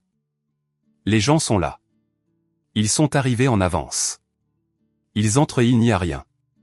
Pas de nourriture, pas de sapin, rien du tout. Ton père est en haut en train de changer de chemise. Comme si ça allait arranger les choses. J'ai imaginé papa faisant exactement ça. S'agitant sur les mauvais détails. Comme si, en ayant l'air impeccable, la réalité allait coopérer. Nora a continué, et son ton est passé de la panique à la frustration. Il n'arrête pas de dire que tu surréagis. Que tu es parti en claquant la porte. Il dit que tu es devenu susceptible à propos de l'organisation des fêtes. Surréagir. Susceptible. Parti en claquant la porte. La vieille histoire. L'histoire facile. L'histoire qui faisait de lui le raisonnable et de moi l'instable. J'ai senti une chaleur monter derrière mes yeux, mais ma voix est restée stable. Leur a-t-il dit qu'il avait invité 30 personnes sans me le demander ? Nora a fait une pause. Elle n'a pas répondu directement, ce qui était une réponse en soi. Il dit que tu adores recevoir, a-t-elle dit finalement. Il dit que tu prends toujours les choses en main. Il dit qu'il ne pensait pas que ce serait un problème. Bien sûr qu'il l'a fait. Pendant des années, papa avait raconté mon labeur comme un trait de personnalité. Comme si ma volonté était un trait de caractère, pas une décision. J'ai entendu quelqu'un appeler Nora en arrière-plan, puis une réponse étouffée. Elle est revenue à moi, la voix tendue. Cynthia est là. Elle vient d'entrer et a regardé autour d'elle comme si elle n'en croyait pas ses yeux. Cynthia, ma tante par alliance. Techniquement, elle travaillait comme consultante en ressources humaines, le genre de femme qui pouvait s'asseoir dans une salle de conférence avec des cadres 2 fois plus grands qu'elle et les faire se tortiller avec une seule question calme. Cynthia ne s'emportait pas. Elle ne faisait pas de scène. Elle faisait dans la responsabilité. Le simple fait d'entendre son nom a fait bondir mon pouls. Nora a chuchoté, elle pose des questions. J'ai demandé, quel genre de questions ? Nora a hésité, puis a dit, le genre qui fait bégayer ton père. Avant que je puisse répondre, Nora a soudainement baissé la voix encore plus. Léna, s'il te plaît, reviens, même pour quelques heures. On peut arranger ça. Les gens ont faim. Ils sont confus. Ça tourne au vinaigre. Tourner au vinaigre. Cette phrase me terrifiait autrefois. Elle signifiait conflit. Elle signifiait des voix qui s'élèvent. Elle signifiait que les gens prenaient parti. Elle signifiait des commérages qui duraient des années. Cette fois, elle signifiait la vérité.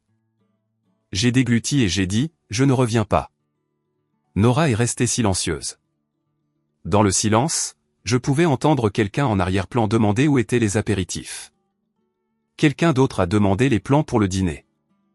Le bruit d'une porte de réfrigérateur qui s'ouvre et se ferme. Un placard qui claque. Puis Nora a parlé à nouveau, plus doucement maintenant. Il est embarrassé. J'ai dit, il devrait l'être.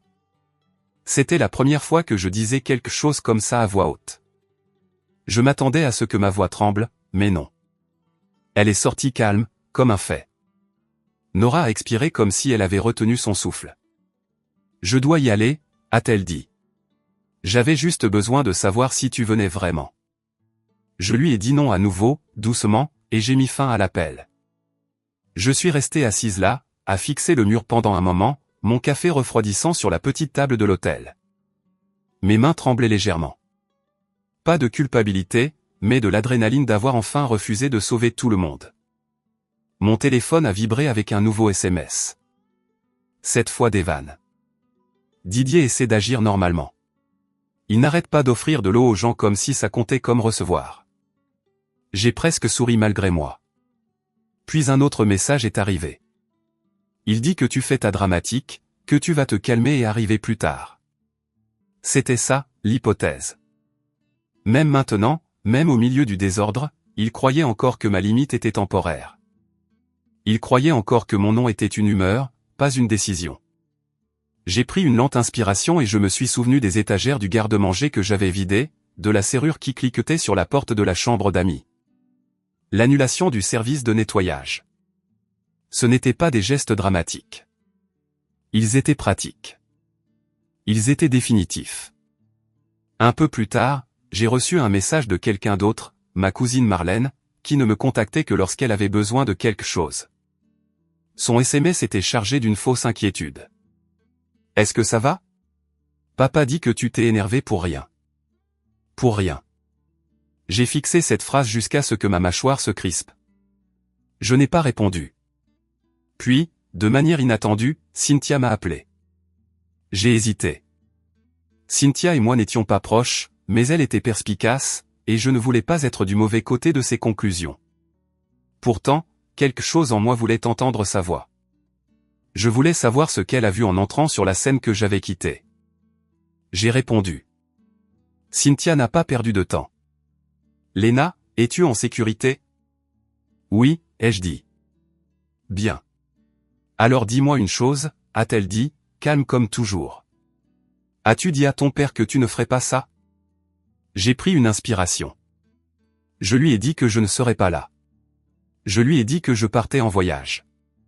Je lui ai laissé une note. Cynthia a fait une pause. Et il a quand même invité tout le monde. Oui. Une autre pause. Le genre de pause qui donne l'impression que quelqu'un prend des notes dans sa tête. Je pouvais entendre des voix derrière elle, étouffées mais tendues. Puis Cynthia a parlé à nouveau, toujours calme. Ton père dit aux gens que tu surréagis. Il dit que tu es parti en colère parce qu'il t'a demandé de l'aide. J'ai senti mon visage s'empourprer de colère. Il n'a pas demandé. Le ton de Cynthia est resté égal. C'est ce que je pensais. C'est pour ça que j'appelle, parce que je suis dans la cuisine de ton père et il n'y a pas de nourriture et il n'y a pas de décoration et les gens regardent autour d'eux comme si quelqu'un était mort. J'ai dégluti difficilement. Je ne savais pas quoi dire à ça. Cynthia a continué, je veux comprendre quelque chose avant de dire ce que je pense à voix haute. Qui paie pour tout ça, d'habitude? La question a atterri comme une cloche sonnant dans une pièce silencieuse. Qui paie d'habitude? Pas qui cuisine, pas qui nettoie. Qui paie? Ma gorge s'est nouée. J'ai dit la vérité. c'est moi. Cynthia a émis un son doux, comme si son soupçon avait été confirmé. C'est ce que je pensais. Elle n'a pas accusé. Elle n'a pas haleté. Elle a juste absorbé. De la même manière qu'elle absorbait probablement des vérités inconfortables toute la journée dans son travail. J'ai ajouté avec précaution, je ne suis pas riche. Je n'ai juste jamais voulu que ce soit une dispute. La voix de Cynthia s'est légèrement adoucie. Je sais, c'est généralement la personne qui déteste les conflits qui se retrouve à tout porter. J'ai fermé les yeux parce que cette phrase me donnait l'impression que quelqu'un m'avait vu clairement pour la première fois depuis des années. En arrière-plan, quelqu'un a demandé à Cynthia où était le vin. Elle leur a répondu sans couvrir le téléphone, leur disant de lui donner 1 minute. Puis elle est revenue à moi. Léna, a-t-elle dit, est-ce que ton père a contribué financièrement cette année ou n'importe quelle autre année? J'ai laissé échapper un court souffle. Pas vraiment. Il achète quelques produits de base, mais les grosses choses, les choses spéciales, les choses haut de gamme. C'est moi qui m'en suis occupé. Cynthia est restée silencieuse un moment. Je pouvais presque l'entendre organiser les informations, les transformer en un schéma simple et indéniable. Puis elle a dit, je vais lui demander ça devant les gens. Mon cœur a bondi. Cynthia, tu n'es pas obligée.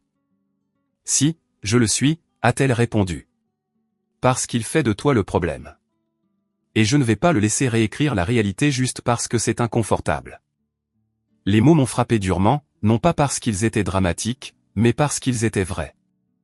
Pendant des années, papa avait réécrit la réalité, s'appropriant mes efforts, faisant comme si mon argent n'existait pas, prenant mes yeux et faisant semblant que c'était de l'enthousiasme. Cynthia a continué, toujours stable. Je ne te dis pas de revenir. Je te dis de rester où tu es. Laisse ça se dérouler. Laisse les gens qui ont profité de ton silence s'asseoir dans l'inconfort pour une fois. J'ai senti mes yeux me piquer et j'ai cligné rapidement. Merci, ai-je dit, et ma voix s'est légèrement cassée. Cynthia n'en a pas fait toute une histoire. Elle a simplement dit, tu n'aurais pas dû avoir à faire ça seule pendant si longtemps. Puis elle a raccroché. Je suis resté assise là, dans la chambre d'hôtel, mon téléphone à la main, sentant comme si l'air avait changé. Quelque chose d'important s'était produit et cela n'avait rien à voir avec la nourriture ou les décorations. Pour la première fois, quelqu'un avait nommé la partie financière à voix haute. Quelqu'un avait posé la question que j'avais été trop polie, trop craintive, trop entraînée à ne pas poser. Qui paie pour tout ça, d'habitude? De retour à la maison de papa, cette question ne resterait pas privée. Elle se répandrait dans la pièce, changeant la façon dont les gens regardaient les tables, les comptoirs vides, le manque d'effort. Elle déplacerait le blâme de mon absence vers les attentes qui avaient créé cette absence en premier lieu. Mon téléphone a de nouveau vibré. Un SMS d'Evan. Cynthia vient de lui poser des questions sur l'argent. On aurait dit qu'il avait avalé une pierre. J'ai fixé le message, mon cœur battant la chamade. Puis un autre message. Les gens se sont tus. Genre, vraiment tus. J'ai posé mon téléphone lentement et j'ai regardé par la fenêtre. Le parking de l'hôtel était ordinaire. Quelques voitures, une femme promenant un chien. Rien de dramatique. Pourtant, dans mon esprit, je pouvais voir le salon de papa. Les parents réunis, l'air changeant. Pour la première fois, l'argent n'était pas quelque chose que je portais en silence. Il était sur la table, juste à côté du dîner manquant, juste à côté du garde-manger vide, juste à côté de la vérité. Personne ne pouvait l'ignorer. Je n'ai pas entendu directement ce qui s'est passé ensuite. Je n'étais pas dans la pièce. Mais au cours des heures suivantes, mon téléphone est devenu une fenêtre silencieuse sur ce qui se déroulait. Message par message, voix par voix, alors que la famille que j'avais passé des années à maintenir unie arrêtait enfin de faire semblant. La première mise à jour est venue d'Evan à nouveau. Des phrases courtes, hachées, comme s'il tapait en se tenant dans un coin, observant quelque chose d'inconfortable mais d'important. Cynthia n'a pas lâché l'affaire. Puis quelques minutes plus tard, elle lui a demandé sans détour, qui a payé pour les fêtes passées? Je me suis assise sur le bord du lit de l'hôtel, les mains jointes sur mes genoux, fixant le tapis comme s'il pouvait bouger si je le regardais assez longtemps. Mon cœur battait la chamade, non pas de peur cette fois, mais avec quelque chose de proche de l'émerveillement. Cela se passait vraiment. La question que j'avais ravalée année après année était prononcée à voix haute devant tout le monde. Un autre message est arrivé, celui-ci plus long. Nora a pris la parole. Je pouvais imaginer Nora clairement. Elle n'était pas de nature conflictuelle. Elle aimait l'harmonie. Elle aimait les bords lisses. Pour qu'elle prenne la parole, il fallait que le sol ait suffisamment bougé pour que le silence semble pire que le conflit. Plus tard dans la soirée, Nora m'a appelé. Sa voix semblait fatiguée, comme si elle avait vieilli de quelques années en un après-midi. Elle n'a pas commencé par des plaisanteries. Léna, a-t-elle dit. Ça a pris une tournure que je n'attendais pas. Je lui ai demandé, que s'est-il passé? Elle a pris une inspiration. Cynthia a demandé, qui a payé? Ton père a essayé d'esquiver. Il a dit des choses comme, on participe tous et ça s'arrange. Et puis elle a demandé à nouveau, plus directement. J'ai fermé les yeux. Et j'ai dit ton nom, Nora a hésité. Ma poitrine s'est serrée. J'ai dit que tu ne faisais pas que cuisiner et nettoyer. Tu payais, encore et encore. J'ai dit que je t'avais vu passer ta carte. J'ai dit que je n'avais jamais vu ton père te rembourser. Entendre cela a fait craquer quelque chose en moi. Non pas parce que ça faisait mal, mais parce que c'était comme une libération, comme un poids enfin déposé. Nora a continué. Après ça, d'autres personnes ont commencé à parler. Tu te souviens du Noël avec le buffet de fruits de mer? Quelqu'un s'est souvenu de l'année avec les desserts sophistiqués. Une autre personne a mentionné le vin dont on se vantait toujours. Je pouvais l'entendre maintenant dans mon esprit. La pièce rejouant de vieilles scènes avec de nouveaux yeux. Des moments qui avaient autrefois semblé festifs étaient maintenant réexaminés comme des transactions. Effort, coût, sacrifice. Nora a dit, quelqu'un a demandé pourquoi tu avais toujours l'air épuisé à la fin de la soirée. Quelqu'un d'autre a dit qu'il pensait que tu aimais juste être occupé. J'ai ri doucement à cela. Un son sans humour. Occupé. Ce mot avait été utilisé pour effacer mon travail pendant des années. Puis Nora m'a parlé du moment qui a tout changé. Cynthia a dit quelque chose qui a rendu la pièce complètement silencieuse. Je me suis penché en avant. Qu'a-t-elle dit? Elle a dit, la générosité n'est pas une obligation. Les mots ont atterri lourdement, même à travers le téléphone. La générosité n'est pas une obligation. Simple, clair, impossible à contredire, a dit Nora. Après ça, personne ne savait vraiment quoi dire. C'était comme si tout le monde réalisait en même temps qu'ils avaient profité de quelque chose qu'ils n'avaient jamais reconnu. J'imagine papa assis là, entouré de gens qu'il voulait impressionner. Soudainement dépouillé du récit qu'il avait toujours protégé. Pas de cris, pas d'accusation, juste une vérité silencieuse et indéniable s'installant dans la pièce. J'ai demandé à Nora ce que papa a fait. Elle a fait une longue pause. Il n'a pas dit grand-chose. Il n'a pas nié. Il est juste devenu silencieux. Cela m'a tout dit. Didier n'était pas du genre à rester silencieux quand il croyait avoir raison. Son silence n'était pas de l'humilité, mais une exposition.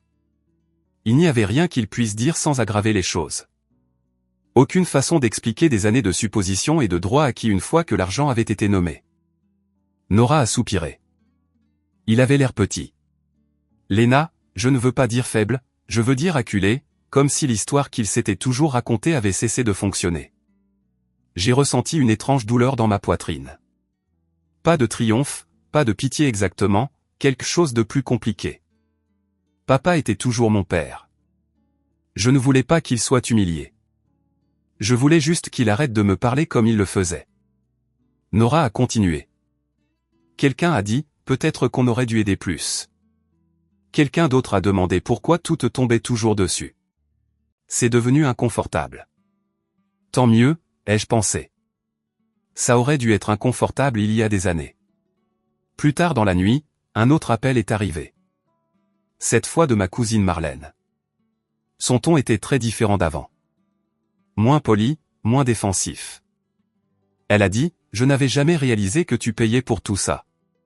Je pensais que papa s'en occupait. Je suis désolé. Je l'ai remercié. Non pas parce que les excuses réparaient quoi que ce soit, mais parce qu'il était important qu'elles soient dites. Puis Evan a de nouveau envoyé un SMS. Papa est monté. Il a dit qu'il avait besoin d'air. Je l'ai imaginé debout, seul dans sa chambre, le bruit de la maison étouffé en bas. Finalement confronté à la réalité que le confort dont il jouissait avait un coût pour quelqu'un d'autre. Pour moi. Je ne me sentais pas victorieuse. Ce que je ressentais, c'était d'être ancrée, comme si la vérité avait enfin atteint la surface et ne pouvait plus être repoussée. Le message suivant est arrivé plus tard, après que les choses se soient installées dans un calme précaire. Les gens ont commandé des pizzas. J'ai souri doucement à ça. Des pizzas. Des assiettes en carton. Pas de fanfare, pas de performance, juste de la nourriture pour passer la soirée. Evan a ajouté, c'est bizarrement plus calme maintenant. C'était logique. Une fois que l'illusion s'est brisée, il n'y avait plus rien à maintenir. Personne ne se dépêchait de sauver les apparences. Personne n'était silencieusement plein de ressentiment dans la cuisine. Nora m'a appelé une dernière fois avant de se coucher. Je voulais que tu saches, a-t-elle dit, que ce que tu as fait n'a rien gâché. Ça a exposé quelque chose qui devait être vu. Je l'ai remerciée, la voix rauque. Après avoir raccroché, je suis resté assis seul dans la chambre d'hôtel silencieuse, les lumières tamisées, la ville bourdonnant faiblement à l'extérieur de la fenêtre. J'ai pensé à toutes les fois où j'avais imaginé me défendre et où je m'étais senti malade de peur. À toutes les façons dont je croyais que cela exploserait en chaos. Au lieu de cela, cela s'est déroulé lentement, maladroitement, honnêtement. L'autorité de Didier dans cette pièce ne s'est pas effondrée parce que quelqu'un lui a crié dessus. Elle s'est effondrée parce que la vérité a finalement été dite en langage clair, sans colère, sans drame. Il s'était appuyé sur mon silence pour garder son image intacte. Sans cela, il ne restait plus rien sur quoi se tenir. Je me suis allongé sur le lit et j'ai fixé le plafond, sentant l'épuisement me rattraper, mais aussi autre chose, quelque chose comme la paix. Pour la première fois, le fardeau n'était plus seulement le mien. L'histoire avait changé, et il n'y avait pas de retour en arrière possible. Le lendemain matin, Noël est arrivé tranquillement pour moi. Pas de réveil, pas de liste de courses scotchées au frigo, pas de voix appelant mon nom depuis une autre pièce pour demander où se trouvait quelque chose. Je me suis réveillé dans le lit de l'hôtel, enveloppé dans des draps blancs et propres, le genre qui ne sentait pas la nourriture brûlée ou le stress. Pendant un instant, je ne me suis pas souvenu où j'étais, puis si, et mon corps s'est détendu d'un seul coup. J'ai fait du café avec la petite machine près de la fenêtre et je suis resté là à regarder la ville se réveiller. Quelque part en ville, ma famille se réunissait. Ailleurs, les traditions se réorganisaient sans que je les maintienne en place. Mon téléphone a vibré sur la table de nuit. Un message d'Evan. Noël est différent. C'est tout ce qu'il disait. J'ai souri faiblement et j'ai bu une gorgée de café. Différent ne signifiait pas gâché. Cela signifiait altéré. Et parfois, altéré était mieux. Un peu plus tard, un autre message est arrivé. Cette fois de Nora. On mange des pizzas. Assiette en carton. Quelqu'un a oublié les serviettes, alors on utilise des essuie-tout. Je pouvais l'imaginer parfaitement. La longue table à manger dépouillée de son drame habituel. Pas de couverts soigneusement disposés. Pas de centre de table. Pas de bouteilles de vin alignées comme des trophées. Juste des boîtes empilées au milieu. La graisse imbibant le carton. Les gens prenant des parts et s'asseyant là où il y avait de la place. Nora a ajouté, personne n'a l'air contrarié. C'est cette partie qui m'a serré la poitrine. Pendant des années, papa avait insisté sur le fait que tout devait être parfait, que la nourriture devait être impressionnante, que l'apparence comptait. Il l'avait présenté comme de l'hospitalité, comme de la fierté, mais sans mon travail et mon portefeuille pour aplanir chaque bord, quelque chose d'intéressant s'était produit. Les attentes s'étaient évaporées.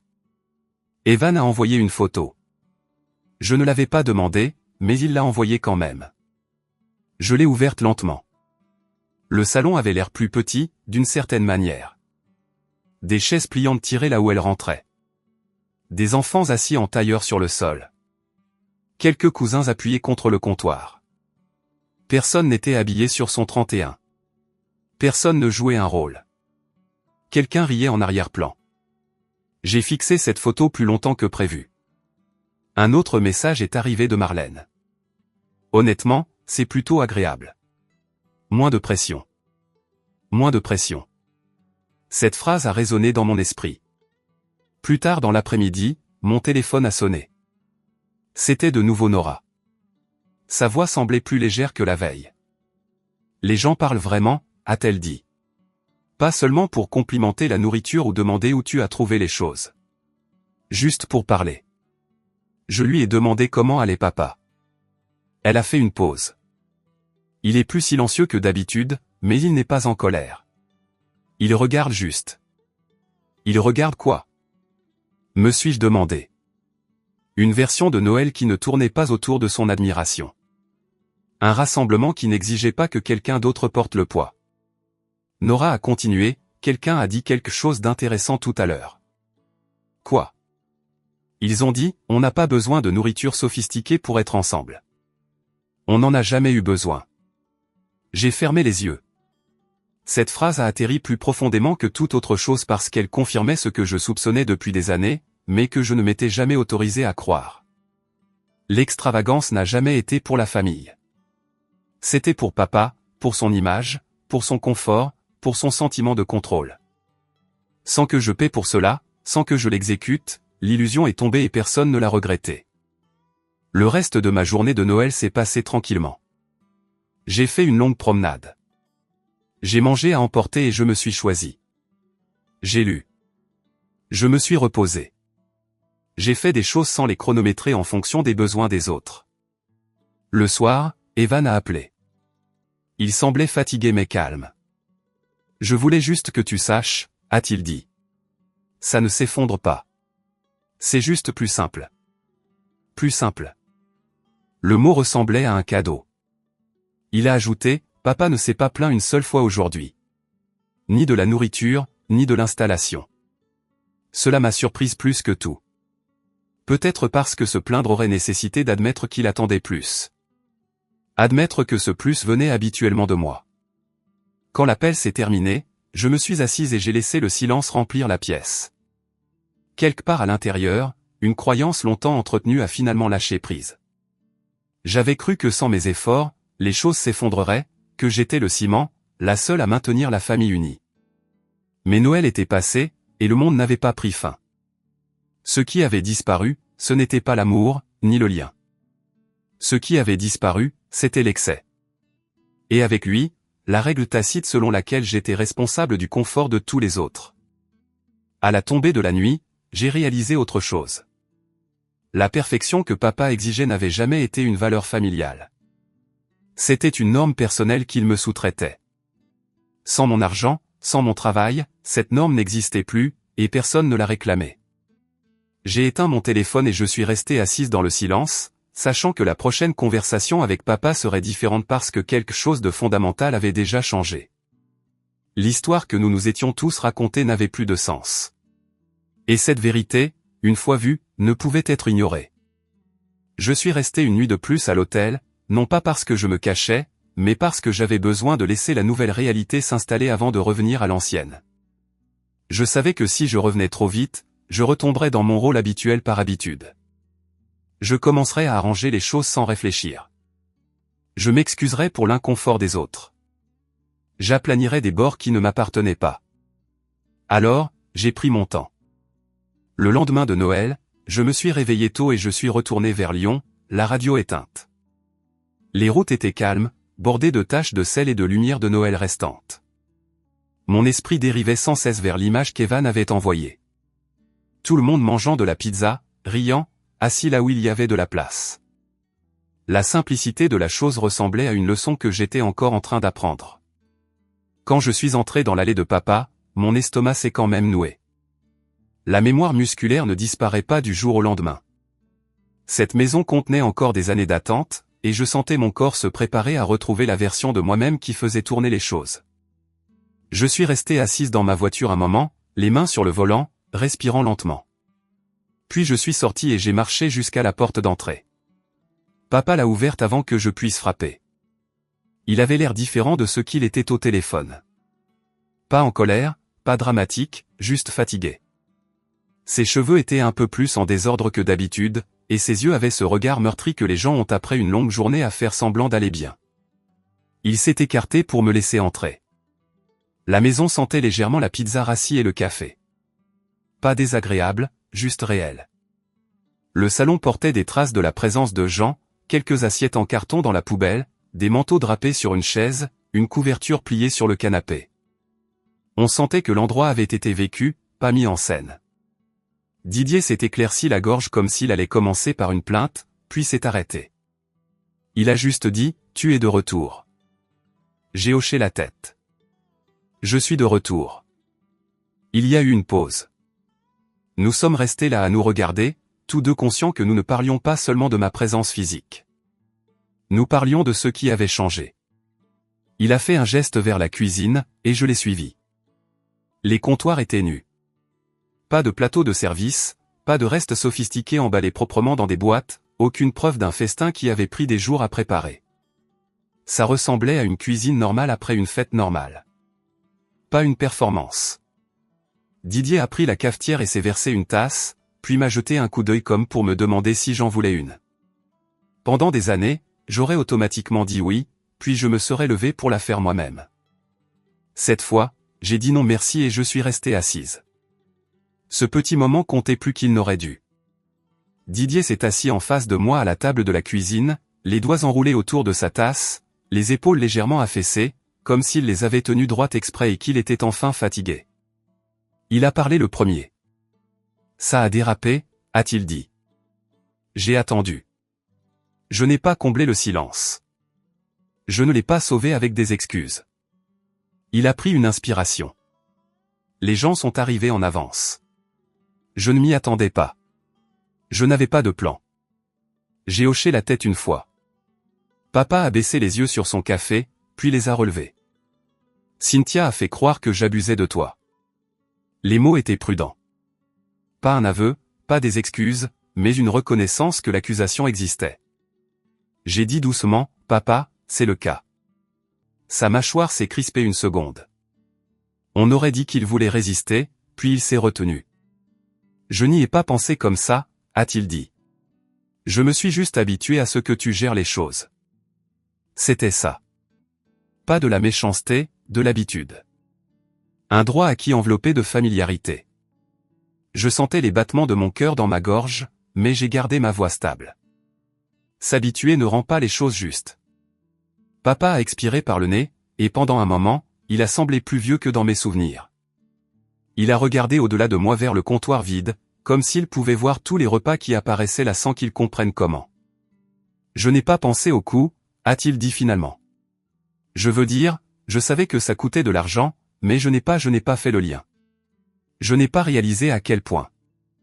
Il semblait embarrassé de dire ça, comme si admettre son ignorance était humiliant. J'ai failli m'adoucir par instinct.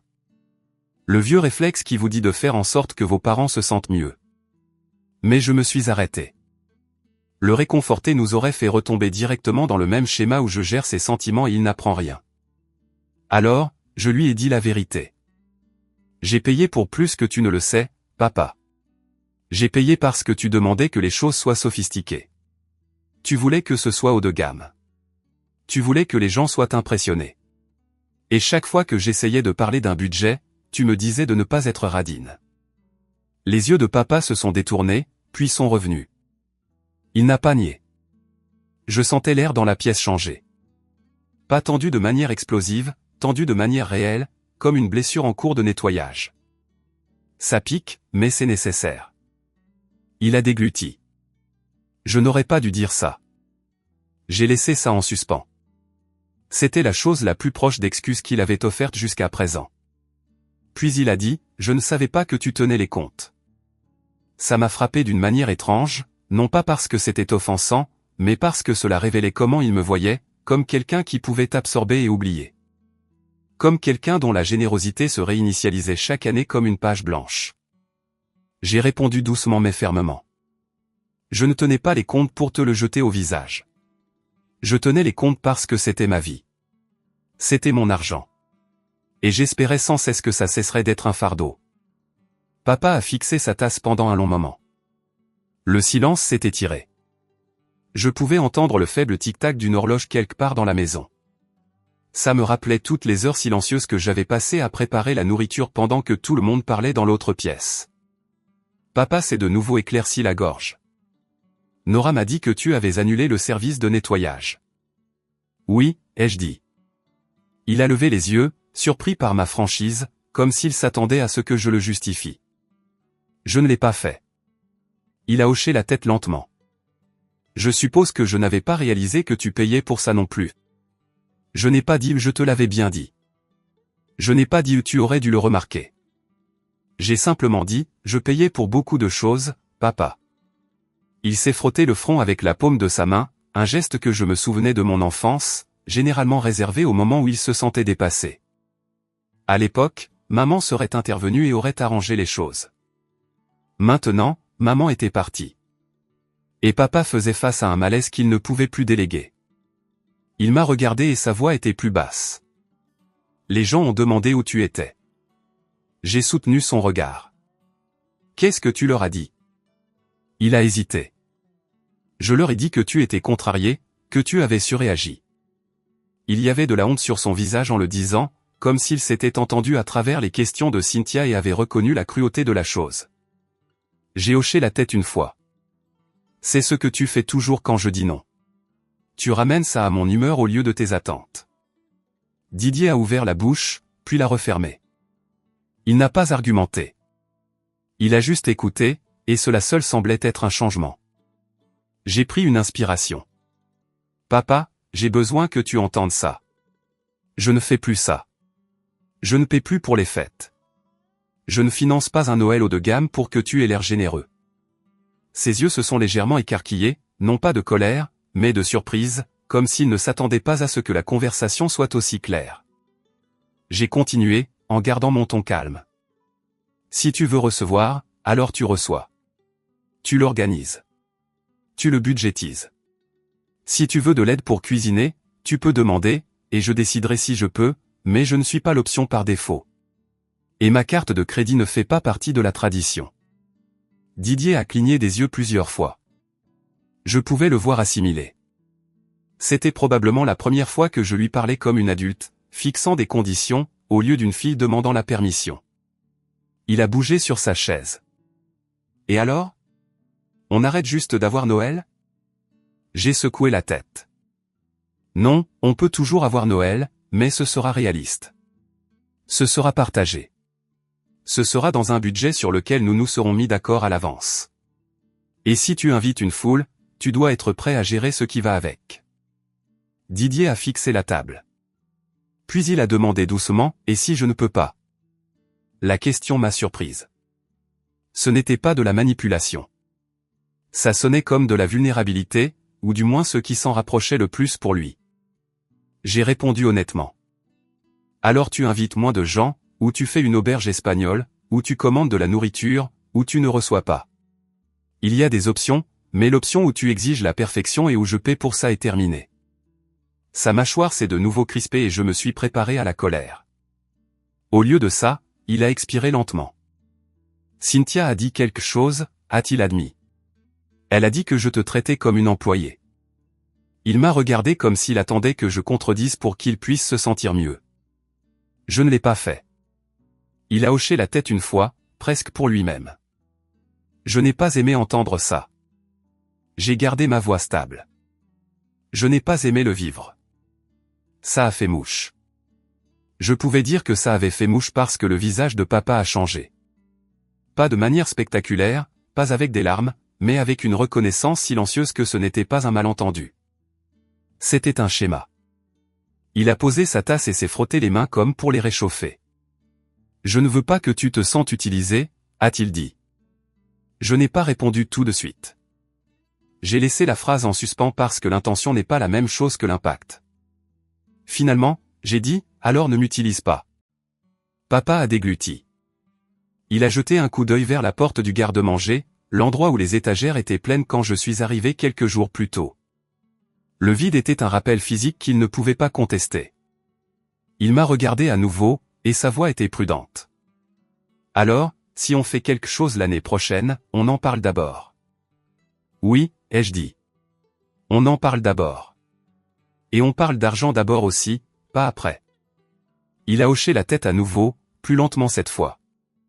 Dans ce hochement de tête, j'ai senti le changement de contrôle.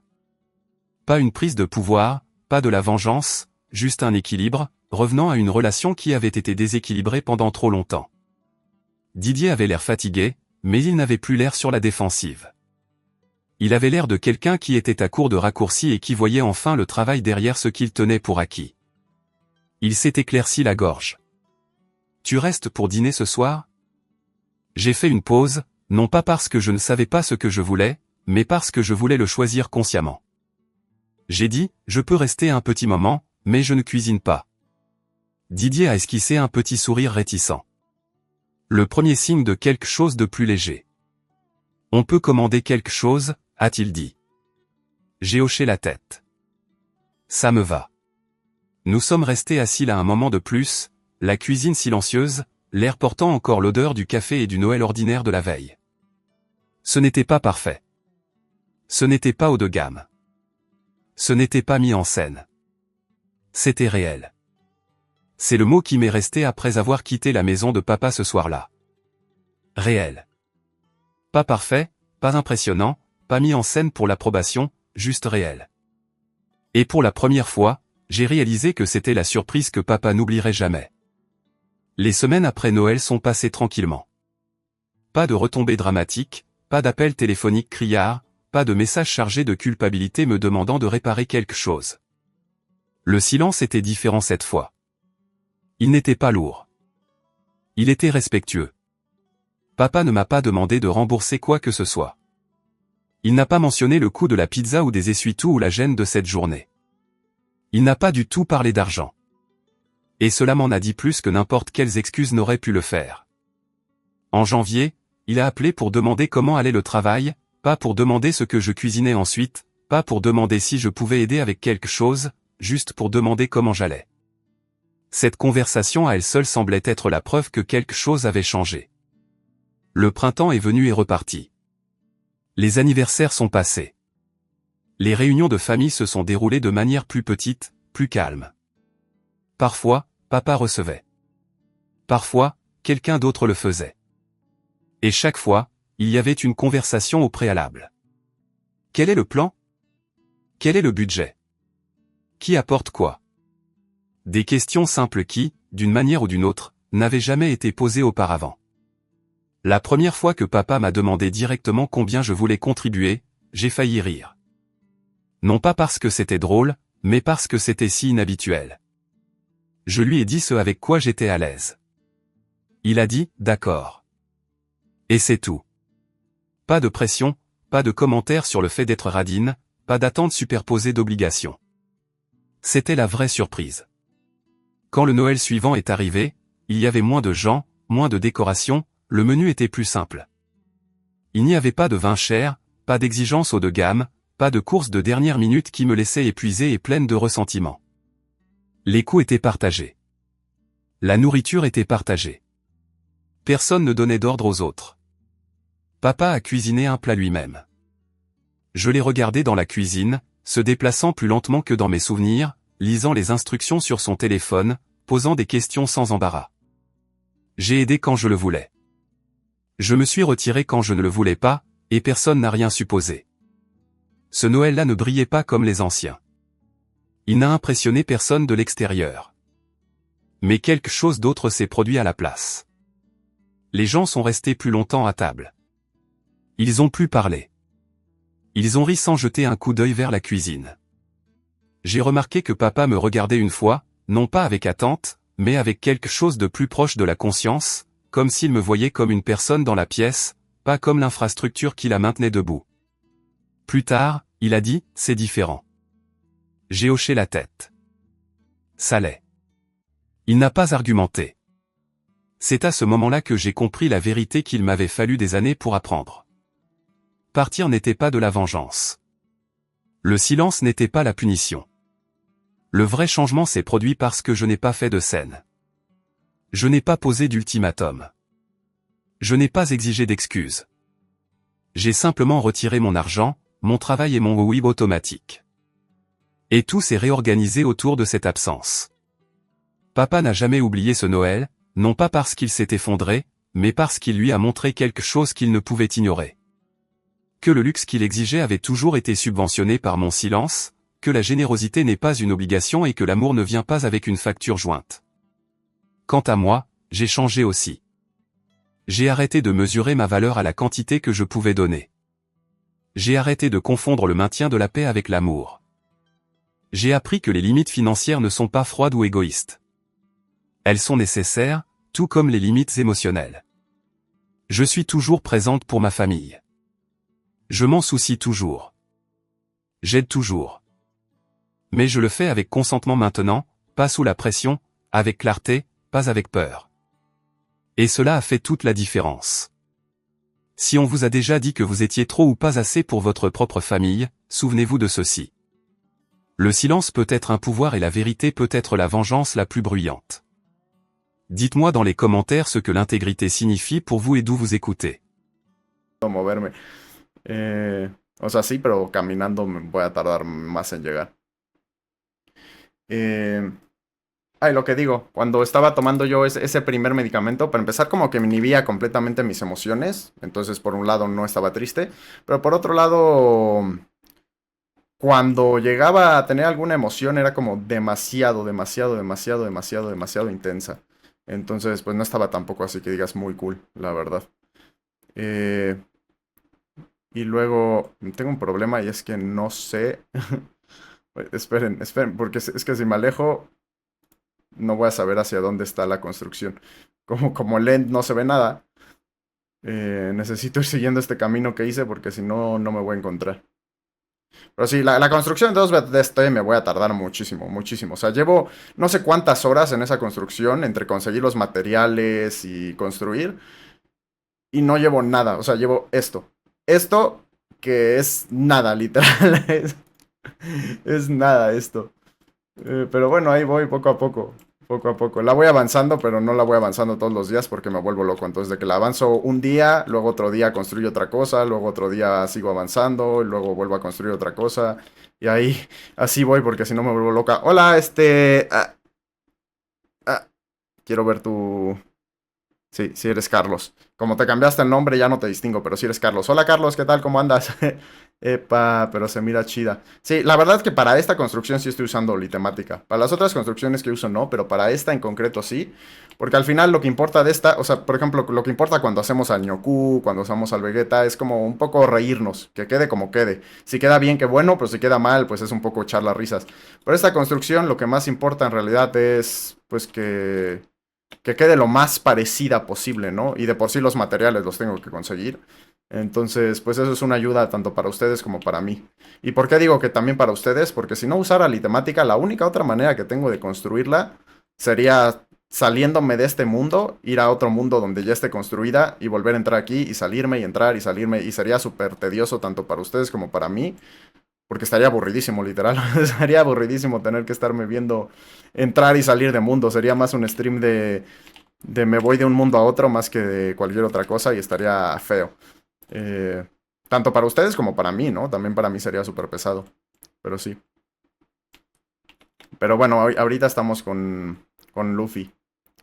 Eh, Sí, qué bueno que te acuerdas, bro. Bien, bien, tú. Yo bien, yo bien. Y sí, me intento siempre acordar, sobre todo los que se pasan más tiempo por aquí. Los que pasan una vez y no regresan, pues luego no me acuerdo, ¿no? Pero los que suelen estar más tiempo, sí me intento acordar.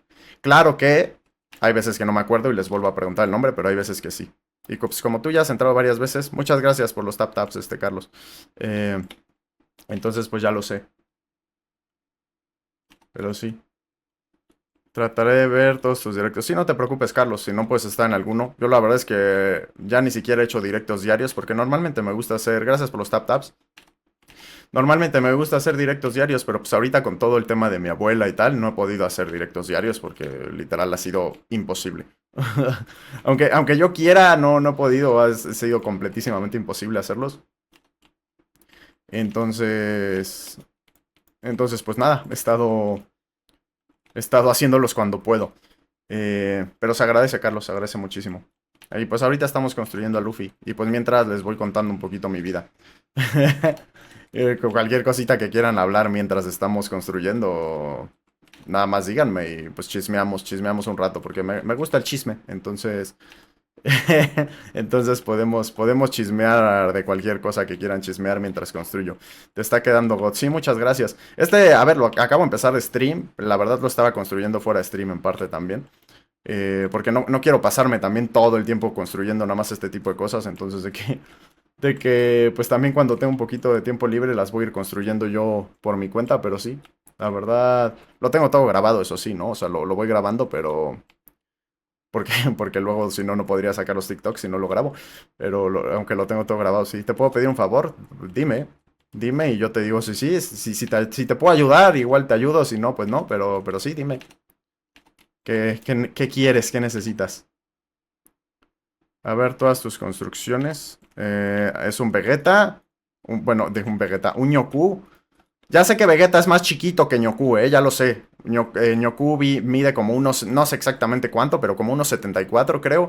Y Vegeta mide como unos 60 y algo. Ya lo sé, pero pues es Minecraft y me quedó más grande Vegeta